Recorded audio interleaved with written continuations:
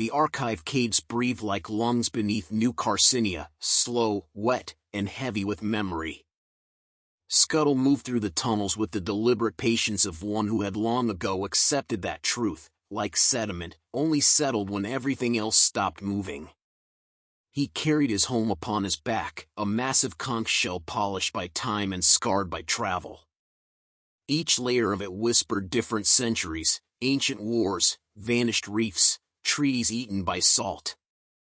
To the crabs above, he was a relic; to himself, he was a librarian of extinction. The official archives glittered on the city's upper levels, all glass and coral veneer. But those were museums of lies, tidy stories sealed in transparent tubes.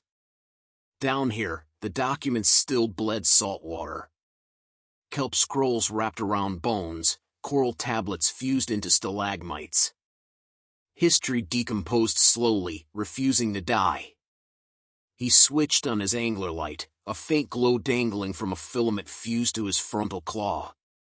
The beam illuminated endless shelves of forgotten bureaucracy, trade manifests, immigration records, the dull paraphernalia of civilization. Each record, when touched, stirred a ghost. Scuttle murmured to himself, a habit of hermits who had spent too long without company. Always two stories, he said. The one they tell the reef, and the one the reef buries. The old ocean's words haunted him, something deeper stirs. It was the kind of warning that made an old crab rummage through history's darker sediment. He sifted through scrolls marked with the seal of the Pearl Consortium, the economic heart of Prawnald's regime. Trade agreements. Shipping licenses. Financial audits written in bureaucratic code. Nothing yet that smelled of treason, until he found the one file too carefully hidden. A kelp wrapping newer than the others, but dusted with deliberate neglect. On its surface, faint writing. The Treaty of Tidal Understanding. Scuttle's claws trembled as he unrolled it.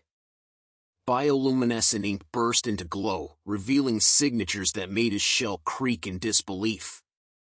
CEO Magnus Araniad, head of the consortium, and opposite him a flowing mimic script, strike of the collective reef.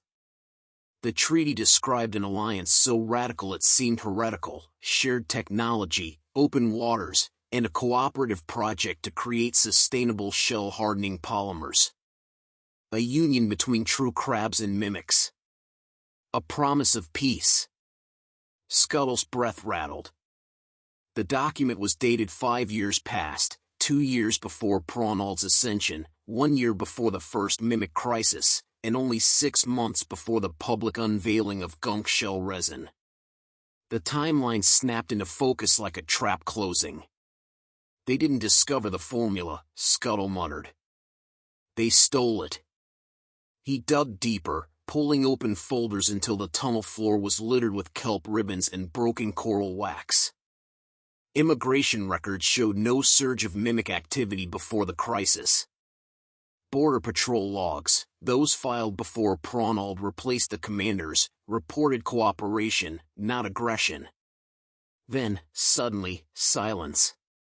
Every report after that date marked redacted by executive order. A separate file, administrative reorganization, listed 12 Shell Guard officers terminated in a single cycle. All reassigned to Deep Water Patrol. Scuttle whispered the translation known to every historian, abyssal execution. He stared at the page until the words seemed to corrode. Prawnald hadn't inherited a crisis, he'd manufactured one.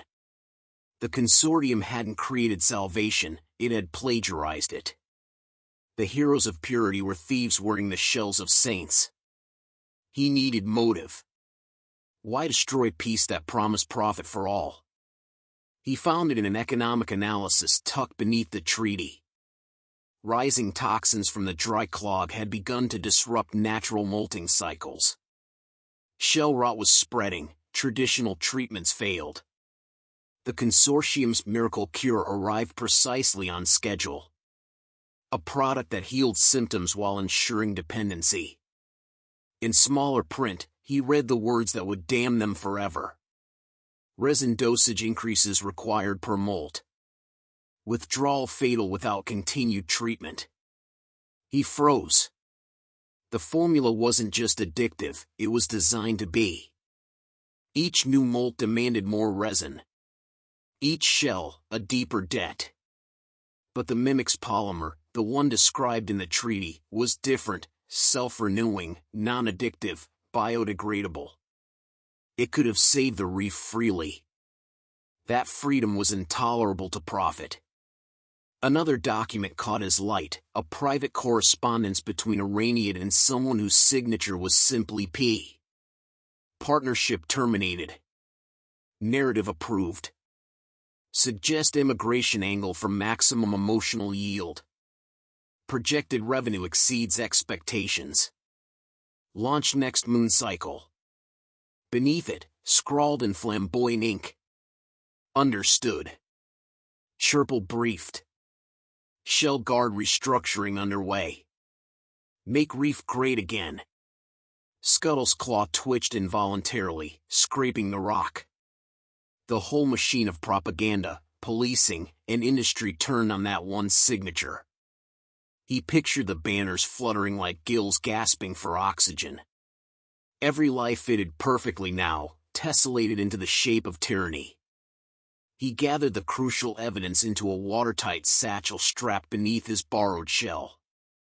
The weight of it pressed against him like moral gravity. He had carried the shells of the dead all his life, but never before had he carried proof capable of ending the living. As he began the slow ascent back toward the surface tunnels, he paused at the entrance and looked once more into the dark corridors of history. The light from his angler flickered across the words carved long ago into the cave wall by some anonymous archivist. Truth drowns slowly, but it never dies. Scuttle touched the engraving with one gnarled claw. Then we'll see if it can still swim, he said softly, and disappeared into the current. The current whispered after him, carrying with it the first stirrings of revolution.